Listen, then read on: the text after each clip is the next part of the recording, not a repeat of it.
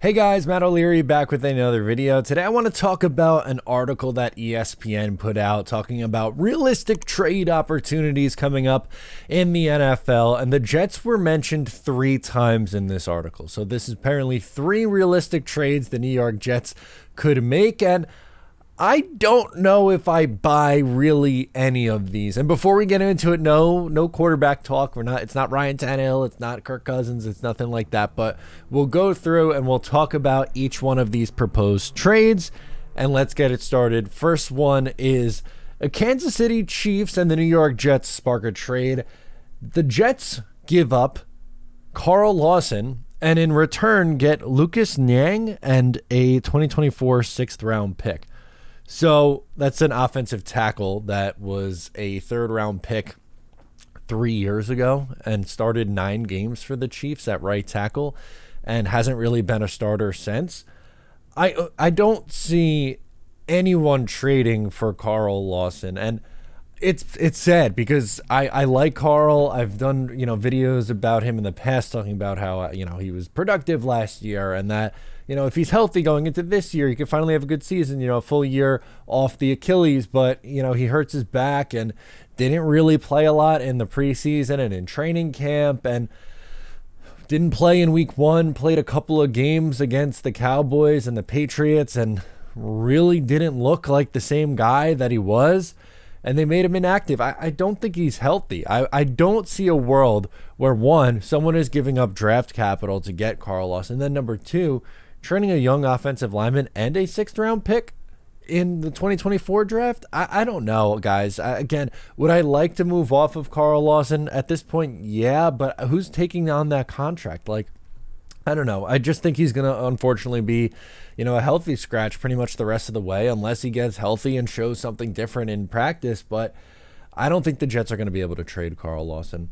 Next up on the list is an interesting one with the Baltimore Ravens. So the New York Jets get a 2025 5th-round pick, and the Baltimore Ravens get Dalvin Cook and a 2025 4th-round pick. And I know you might be saying, well, the Jets are sliding back around and trading Dalvin Cook and losing Dalvin Cook. Well, their reasoning is that it is off, you're just getting Dalvin Cook's contract off your books. So for getting that contract off, you move back around. And I don't know if they're going to end up trading Dalvin. I think they kind of sunk themselves into this one. They like him a lot. He's still that number 2 back in terms of carries. They pretty much only put him on the field for carries. They have, Michael Carter's playing similar amount of snaps, but they only rushed him 1 time each of the last 2 games. I would be really, really surprised if the Baltimore Ravens, I know that they've had a ton of injuries at the position. I know that it's, their running back situation isn't great, but I don't think anyone's trading for Dalvin Cook. I don't think the Jets are pick swapping and taking a worse pick to get Dalvin Cook off their books.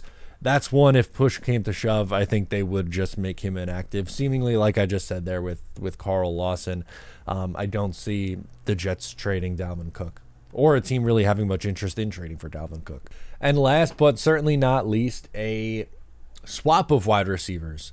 The Jets get Donovan Peoples-Jones from the Browns, and the Browns get Mecole Hardman. So that's a wide receiver that the Jets can't seem to find a use for a player on the Browns that they can't seem to find use for. And it was weird. I liked him coming out of the 2020 draft. He was a late-round pick, I believe a 6th-round pick by the Browns. Had a pretty nice year last year, had over 800 yards. This year hasn't really been a factor. I don't think the Jets want to add another wide receiver. They don't have enough reps to go around for the guys that they have. And I know different styles of wide receivers, Donovan Peoples-Jones and Mecole Hardman, but I don't think that's something that they would want to do. I think they'd want to give more reps to Xavier Gibson, and eventually, if they need a bigger body wide receiver, a Jason Brownlee or an Irv Charles, rather than going with, swapping for some other team's issue, which is kind of what that is, right? The Browns would be getting the Jets guy that they can't seem to find a fit for, and the Jets would be getting the Browns version of that, even though they're stylistically a little bit different. I don't think you're player swapping for Mecole Hardman, but of these 3, I do think Mecole Hardman does get traded. I don't think it's for a player swap kind of trade.